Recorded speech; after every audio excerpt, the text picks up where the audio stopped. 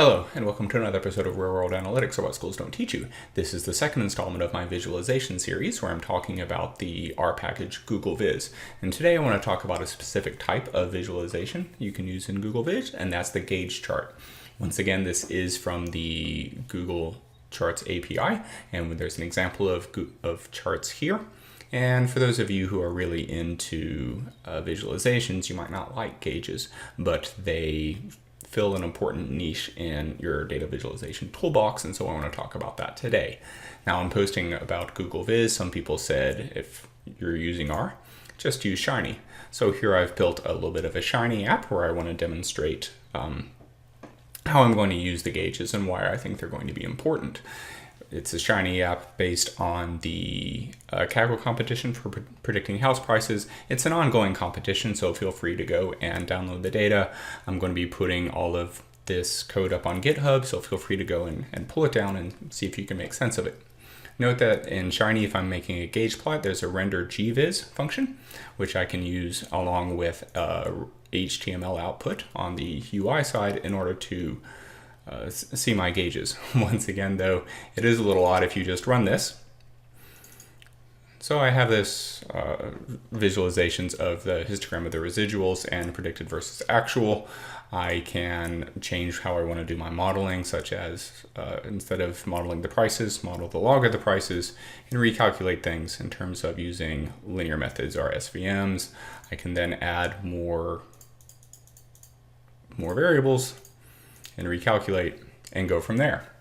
Now you'll notice that there's no gauges, and so you may think that these are just some general model fitting visualizations, some remedial measures to see how well your model works.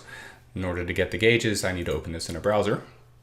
And when I do so, you'll see the gauges pop up. Now here I'm tracking two metrics, the root mean squared error of the log of house prices and the mean absolute percentage error, or MAPE.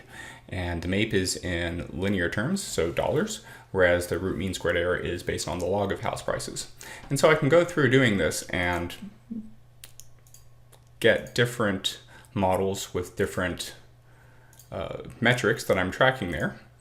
And the goal here is going to be, can I get to a nice model where both of those metrics are green? And you may say, well, that's nice, Craig, but how do you know what the limits are for green?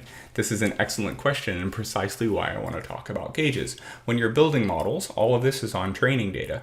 When I start applying this to my test data, I expect it to get worse. I expect to get some kind of different output. If I'm running this in production and I'm running this on an ongoing basis, I expect every month things to bounce around a bit. What, in business terms, is going to be acceptable? How will I track my metrics in terms of defining them to be green, amber, red, or red, yellow, green if you prefer? This traffic lighting system to see how my model is working so I can monitor it and assess it going forward. And a gauge is an effective way to do that.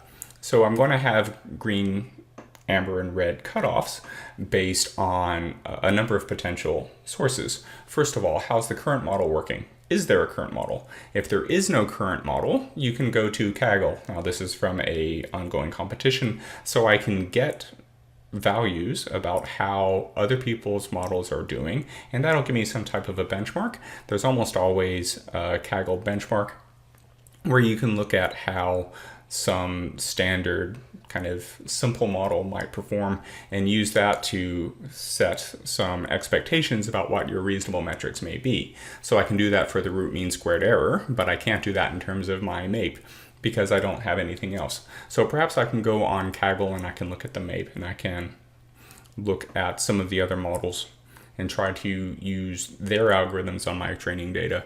I can look at other competitions that are using house prices. Maybe one of them is using MAPE, or I can just ask around and see what's appropriate. So doing that, you may think in terms of Kaggle that, okay, the lower the better, try to get it lower, try to get it lower, try to get it lower. In business terms, if I can make both of these gauges green, I can say I'm done. So I can go through and change various factors of my model, and once I get to a case where both of my gauges are green, I'm done. Or do I want to push this further? And again, you can have these types of conversations about what are the expectations.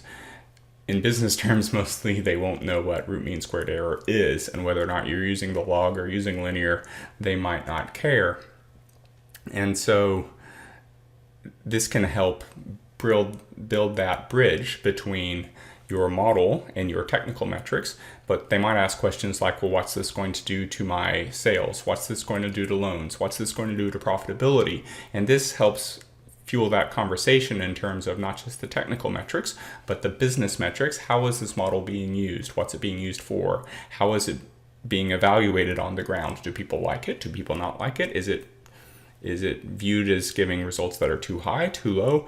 And how do you present the data to support your claim that this model is good? So I hope that helps you understand why I think gauges are an important part of your toolbox as a data scientist. And it's good to start with your simple technical metrics, whether it's mean squared error, MAPE, Gini, something else entirely. It's good to facilitate the conversation about what makes a good model, an average model, and a bad model. I further hope that as you integrate yourself into the environment, you better understand the usage of your model, you're able to convert those technical metrics into business metrics, sales, profitability, etc., so that the business better understands how your models are helping fuel the organization. Thank you very much for watching, and I'll see you next time on Real World Analytics, What Schools Don't Teach You. Goodbye.